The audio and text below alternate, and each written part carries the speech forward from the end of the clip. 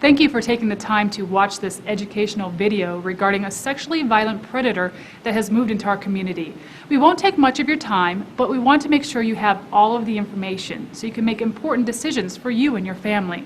I'm Kate Porras. Throughout this video, you'll hear from several members of our local law enforcement community as we discuss why we're doing this community notification, how sex offenders are managed, as well as safety suggestions. At the end, we'll give you information about the specific individual that is the subject of this community notification.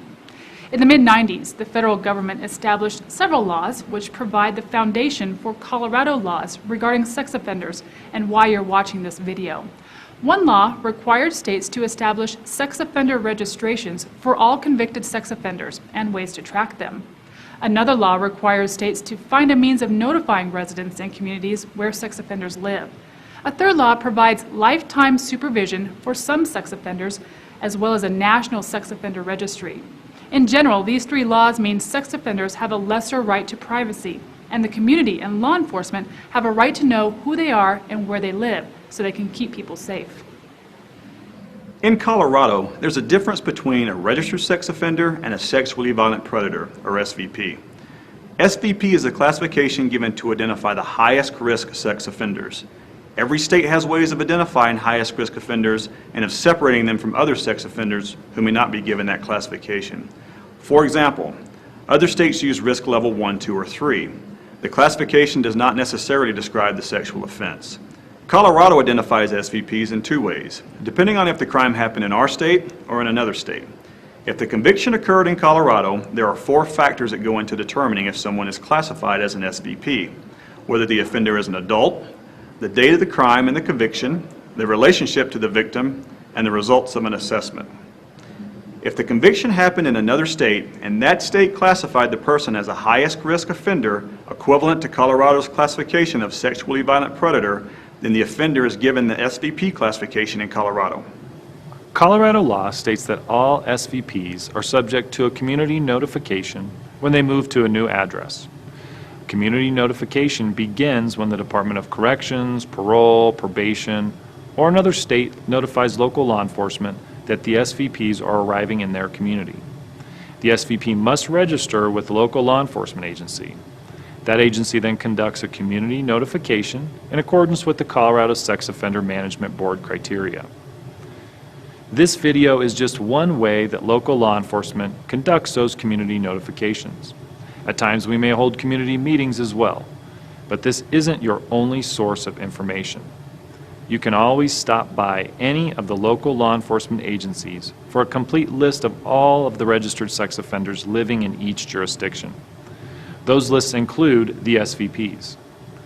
If you want to see where all SVPs and registered sex offenders live in Mesa County, regardless of jurisdiction, visit the website on your screen.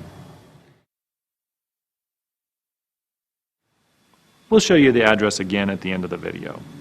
The Colorado Bureau of Investigations also places the sexually violent predators on the internet within 3 days. That site is at sor.state.co.us. Some, but not all, SVPs are under criminal justice supervision, such as probation or parole. There might not be a cure for sex offenders, but like any behavioral choice, they can learn new behaviors and skills. That means that some of them can be safely managed in the community. When someone's placed on probation, they usually have standard conditions they must abide by. However, a sex offender placed on probation or parole will have additional conditions they must follow. These conditions tend to be pretty intensive, rather lengthy, and some of them include waiving confidentiality, getting treatment specifically related to the crime, and polygraph testing.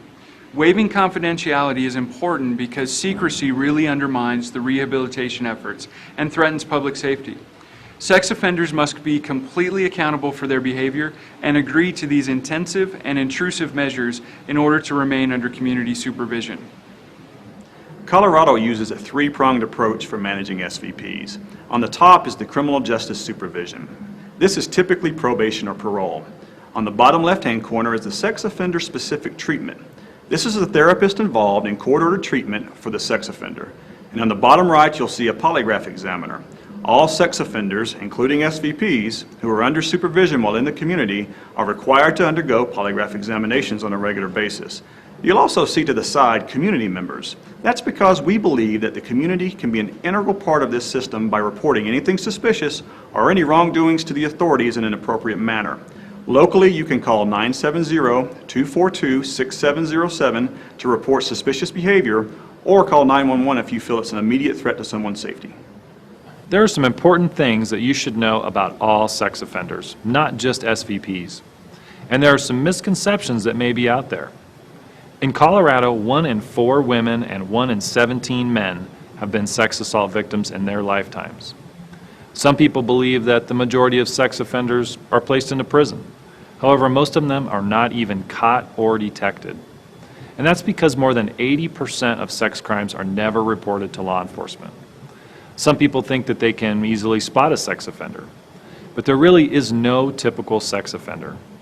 However, it is important to remember that they all tend to be deceptive, manipulative, and secretive in the way in which they commit their offenses.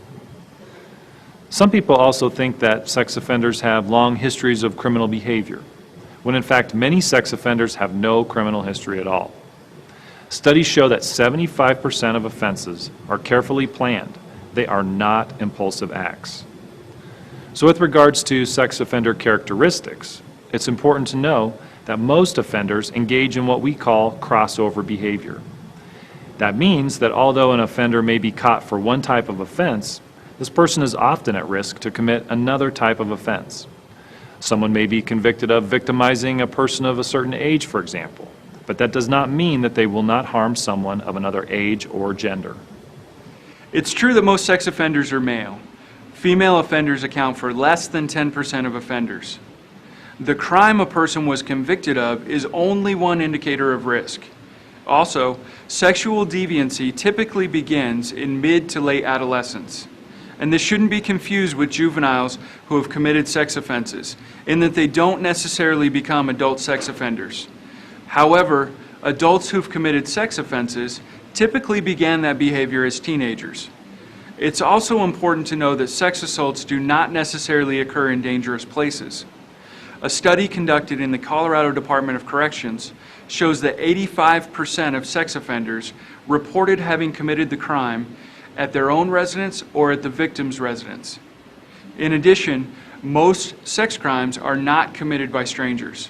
78 to 90% of sex offenses are committed by someone the victim knows. When it comes to sex assault victims, there are also many myths. One is that the victims ask for it. The fact is, sex offenders use power and control to dominate and humiliate victims of both genders.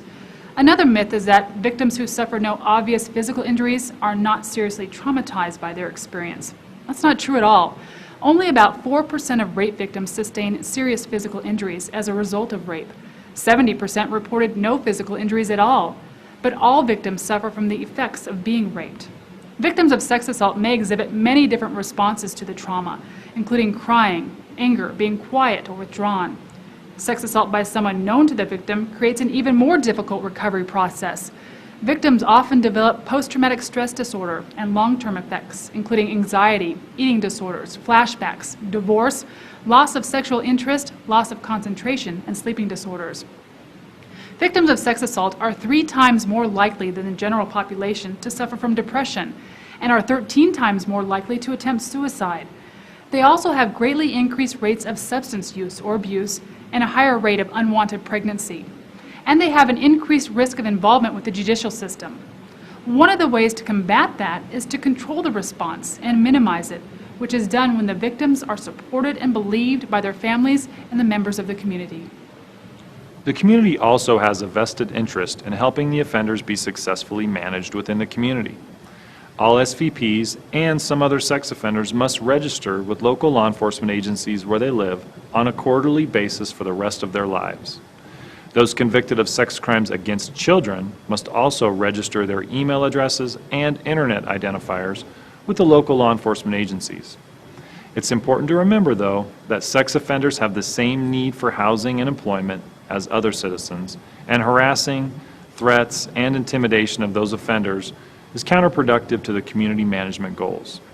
In fact, it may cause offenders to go underground and not even register with law enforcement, making it very difficult to track and manage them. Harassment and threats to these people is criminal. They will be investigated, and those doing the harassing will be subject to prosecution. There is no way to protect yourself in all situations, and the following tips and advice cannot completely eliminate the risk of sexual assault.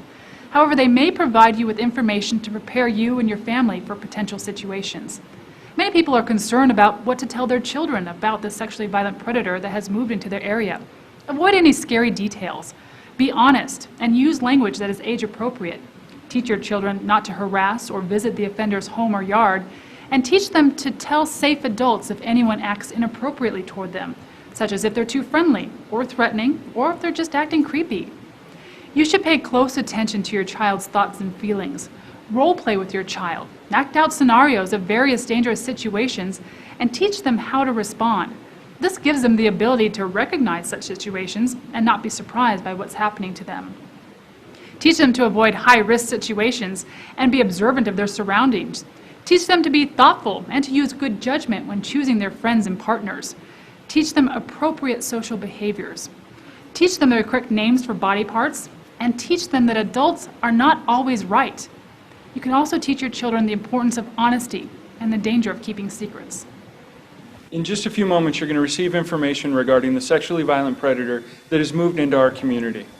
Remember to view the website to see where all sex offenders live in Mesa County. If you have any questions, contact any of the local law enforcement agencies in Mesa County. And thank you for taking the time to educate yourself about this important topic.